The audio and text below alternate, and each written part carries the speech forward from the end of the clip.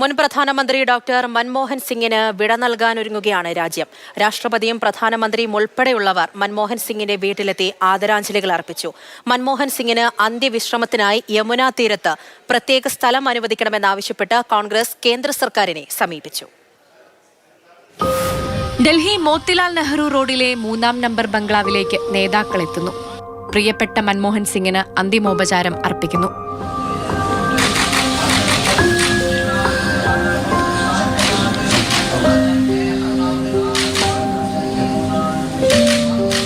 കോടിക്കണക്കിന് ഇന്ത്യക്കാർക്ക് ദാരിദ്ര്യത്തിൽ നിന്ന് കരകയറാൻ കൈകൾ നീട്ടി നൽകിയ നേതാവെന്ന മഹാഭൂരിപക്ഷത്തിന്റെയും അനുസ്മരണം. ഇന്നലെ രാത്രി 8 മണിയോടെ ഡൽഹി എയിംസിൽ പ്രവേശിപ്പിച്ച മൻമോഹൻ സിംഗ് 9:51 മരണപ്പെട്ടു. അർദ്ധരാത്രി തന്നെ മൃതദേഹം വീട്ടിലെത്തിച്ചു. ഗാന്ധി കുടുംബാംഗങ്ങളും മുതിർന്ന കോൺഗ്രസ് നേതാക്കളും പുലർച്ചെ തന്നെ എത്തി.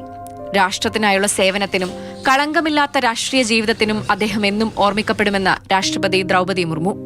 രാജ്യത്തിന്റെ സാമ്പത്തിക നയത്തിൽ ശക്തമായ വ്യക്തിമുദ്ര പതിപ്പിച്ചയാളെന്ന പ്രധാനമന്ത്രി നരേന്ദ്രമോദി. ദീർഘദർശിയായ രാഷ്ട്രതന്ത്രജ്ഞനെന്ന് കോൺഗ്രസ് അധ്യക്ഷൻ മല്ലികാർജ്ജുൻ ഖർഗെ. വഴികാട്ടിയെ നഷ്ടമായെന്ന് രാഹുൽ ഗാന്ധി. രാജ്യം 7 ദിവസത്തെ ദുഃഖാചരണത്തിലാണ്.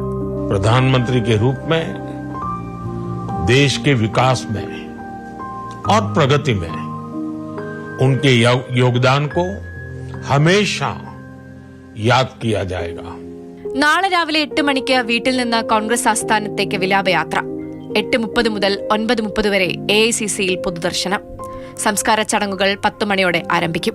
प्रधानमंत्री होने से पहले मिला था, प्रधानमंत्री होने के दौरान मिला था और उसके बाद मिला था जब मैंने उनकी आलोचना की थी, विरोध किया था.